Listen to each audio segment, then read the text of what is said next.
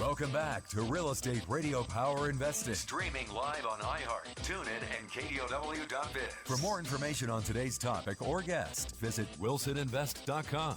That's wilsoninvest.com.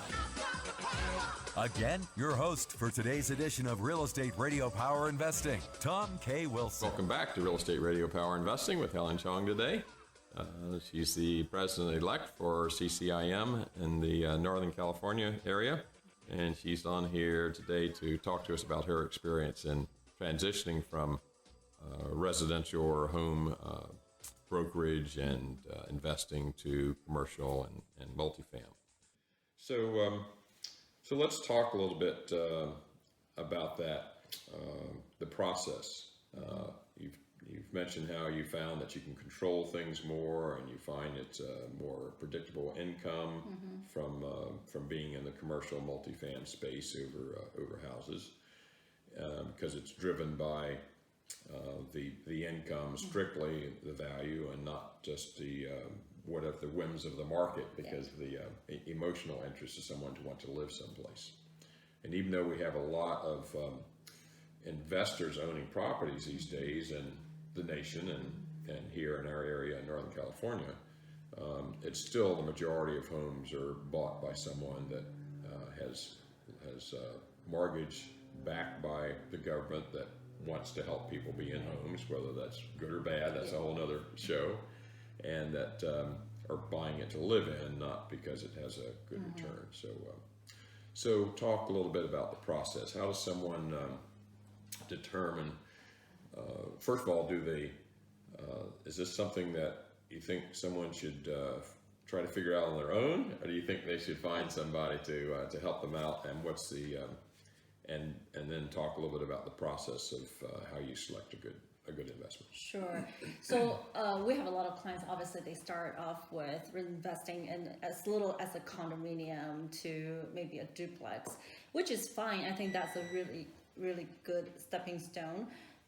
But in the end, as soon as I start talking about how to evaluate a property, how to evaluate a 5+ units in an apartment building, most of our clients are like, whoa, that's like much better strategy compared to just 1 to 4 units.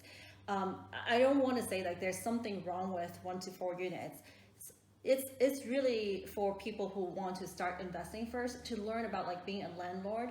And then the 5+ units, sometimes it might get too overwhelming. So everybody is different. Their risk appetite is different. So, but when I show you, like for example, 5+ units, as we all know, the valuation largely depends on the net operating income and the cap rate, right? So I just use this one example. For example, if you buy a 12-unit building, and then you somehow can either increase your rental income or decrease your expenses, then your net operating income will increase. So let's say you just increase $100 per unit. So times 12 units and times 12 months, that equals to $14,400 extra per year. And then imagine if your market where you're at is 6% cap, and then 6% cap it doesn't even exist in the Silicon Valley area right now, but let's just say it's 6% cap. Your property value just increased by $240,000. Isn't that amazing? I know, isn't that amazing? I mean, you think $100 for the rent is nothing, and it's only 12 units. This isn't 1,200 units. Exactly. And then, so if you use 4% cap, which is like in the Silicon Valley area probably, and your property value actually increased by $360,000. So that's a huge delta right there by doing little things like that. Certainly, we're more compressed. That's a term that's popular in our business, is cap compression. Yes. So basically, it means that the value of the property is going up, and the income and returns are going down, unfortunately. Yes. But it's certainly something that is. Varies a lot across the country, but it's. I just sold a Class C apartment house in Fort Worth, Class C, 5.75 cap rate. Wow! Isn't that crazy? That is I crazy. read that there was a I think a McDonald's up in San Francisco that sold recently for a cap rate of 1.7. Oh my goodness. It's really going crazy. Yeah, and when I first started, I had bought apartment buildings. Actually, it was a 12 unit. It was a little in an area that is around 10 cap. So it's a very rough area. But I actually studied the area. I knew that there's going to be some improvements in that area. But my projection was about 5 to 10 years. But I didn't know, in less than 5 years, the neighborhood had changed already, and now is that 6 to 7% cap rate range. I mean, just by that, it has already increased my property value by a lot. So, so how do we find how do you select the best property, and how do you decide when's a good time to buy or sell? So we could do a whole program on I know. on either of those. Either one. So I know, every time I talk to our clients, a lot of clients actually start with like buying their own primary homes first. And then after a while, then they're like, oh, okay, we have some extra money we want to invest. And first question is, how do I start? Where do I start? Where should I buy? So we always go through this whole like series of questions. Like we want to know about like, what is your investment objective? Do you really need the cash flow, or are you looking for appreciation? How much money you're looking to invest in it? What is your strategies in terms of holding it, or do you want to be able to increase value and then flip it? So there's so many different strategies, and there's no one size fits all, right? No, and everybody risk appetite again is so different. I have clients like, no, I only want Class C type of property so I can have a little bit more cash flow, and then I have other clients like, no, I want a Class A tenants, like best tenants, and I don't care about the cap rate. I just want something that I can hold on to and let it appreciate. So those are two very, very different type of clients. Sure. Yeah, and then we decide on which area. Of course, we also talk about if just in the Bay Area, we can invest in 30 minutes away, or we can invest as far as 2 hours away, 3 hours away, which you will have much higher cap rate, and then you're going to have a better cash flow. But then that just means that you probably need to build a brand new team in terms of property manager, contractor, everybody. So sometimes like our clients would really do a lot of things. I had a client who would fly his own little plane every time he goes take a look at the property. He would just fly over there, and then he would walk around the neighborhood. He turned it into a hobby, huh? Yes. And then it's just funny. He'd be like, oh, today I saw so-and-so, like these tenants there, and I just start talking to them. So we do a lot of market research together. We do a lot of statistics. We provide statistics, but a lot of times, of course, our clients would actually be there themselves to make sure that they are comfortable with the area.